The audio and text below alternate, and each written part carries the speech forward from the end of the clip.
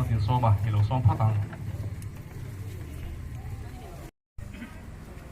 พุ่งนำหุ้งสนะตรงใกล้จู่ฟุ้งกับใครหรอวะทำอะไรกันจริงอ่ะการรำเด็กก็ตามตาหน้าศัตรูเนี่ยการไหนเต้การยิงนั่นเต้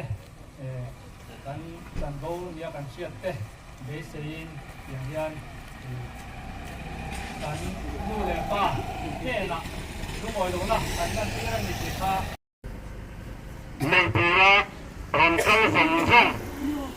เชื่อเชื่อหน่วยกระถูกวิ่งไปเลยเวลาคุณชูว่าเล็บผมเองนั่งปีละมีรำต่อยปีไปสองช่องจังหวะอันนี้จะรับ CSS Employees Coordination Committee มีเงินที่ไปกันบุกบ้ากะ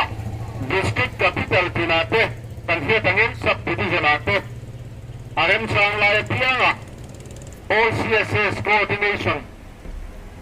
Committee ห้วยหัวตินเฮ้ลุงโอยเลยนะลั่นเพียงยันกันพุ่งโคมเมฆอันนี้นะโปรแกรมมันเมฆอันนี้เฮลัยฟาริงเป็นหัวหน้าพวกกันเทียบกันเองวันนี้เต้ชายพายเต้เสียบุญฮีเต้บัวเต้เต้ช่วงกันจะชวน CSS หน่วยมาพบเต้กันพุ่งโคมเมฆอันนี้นะอย่างเงี้ยกันให้ทางตั้งเงินลุงโอยเลยนะsit-in demonstration program กันวังเมฆอันนี้นะเป็นการสบายยาให้มีผู้ชมที่นี่มีสะเทือนสุดๆเป็นผมลีนเป็นเขียวอันนี้ที่ชวนมิโซรัมปุ่ม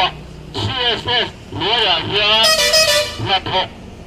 เสียงขัดขวางกันออกมา Department ขั้นคณะถกปกติลงมากันช่วยกันถอน Department เลี้ยงสัวละที่ชวน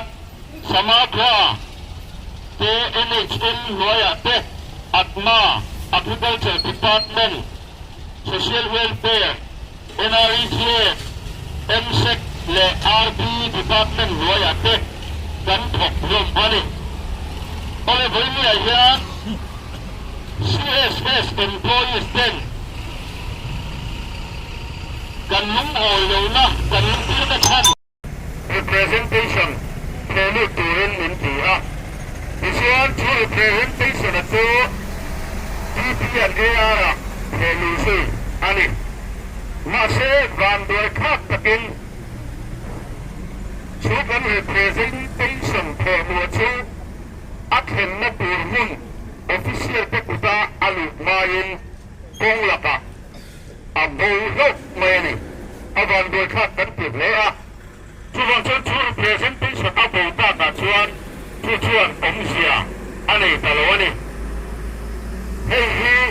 CS เฮ้ยยัน CSS เฮ้ยกันสการิน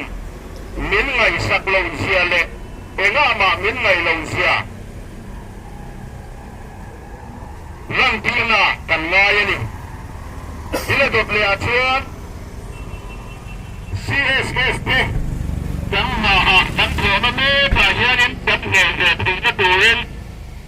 สุดท้ายชวน CSS Regularization Scheme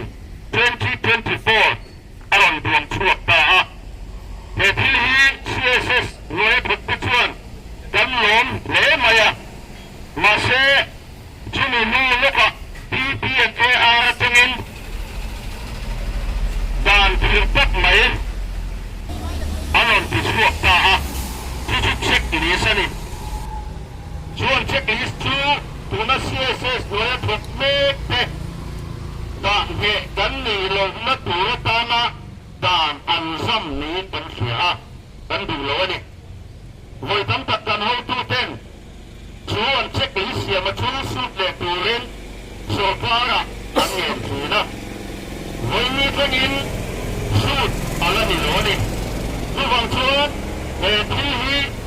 CSS Employees เด็กอินดูสุดหน้าเป็นไงอันนี้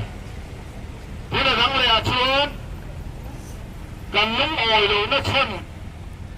เรียนตัดประคัตชู CSS Regularization Scheme Sobarina Asyam le Adwanahi CSS Noya Tok Petan Chawa Siam le Duan Ani Mek Lain Tun Naya Tan Fietangin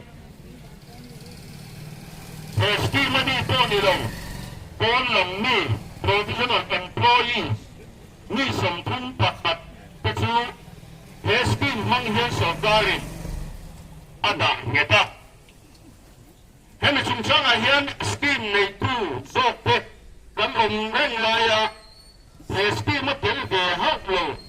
Kon Som Takada Nge Anne Hit Kan Kuthiet Hilawani Chuwang Chuayin Hethil Hi Suut Le Rose Kan Tieni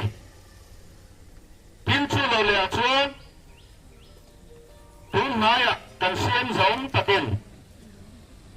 Hun Rei Tak CSS Noe Lo Tok Tate Hi Tam Lo La Inni Atia Hei Hi Kan Khethiam Lova La Kan Tieni Hemi Sumcha Ahian Tam Lova La An Lo Mani Chuan Tam Lo La Tu Chu Song Chuak Lo Se Kan Tieni Hang Te Ha Voi Lia Kan Nung Oi Lo Na Chan Tang Pute Ani Ha Chui Pialama Ten Tan Su Dal Dua Chu Hey Step Egim Abu Sabira Chuan CSS Regularization Scheme Hi Anilang Takin Sorkarin Katianga Kalpiro Se Pinonilo Le Hun Kekarawa CSS Regularization Scheme Hi Anilang Takin Sorkarin Kalpiro Se CSS Regularization Scheme Hi Anilang Takin Sorkarin Adot lea DP and AR in Office Memorandum Ati Suahi Katianga Sud Le Rose Kan Tiang DP and AR in Office Memorandum Ati Suahi Sud Le Rose DP and AR in Office Memorandum Ati Suahi Sud Le Rose Adot lea oh CSS CSS employees Kang Loba na tu Sorkarin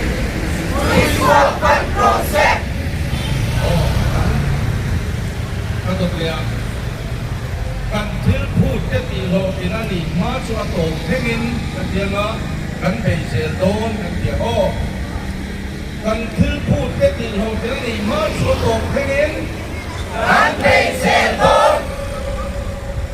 Kan til put Kati ho Inani Ma Chua To Hengin Kan Beise Don Kati Sok Ka Kakao Ko Mas Ko Kan Nila Kati Lah Kati Sok Ka Kakao Ko Mas Ko Kan Nila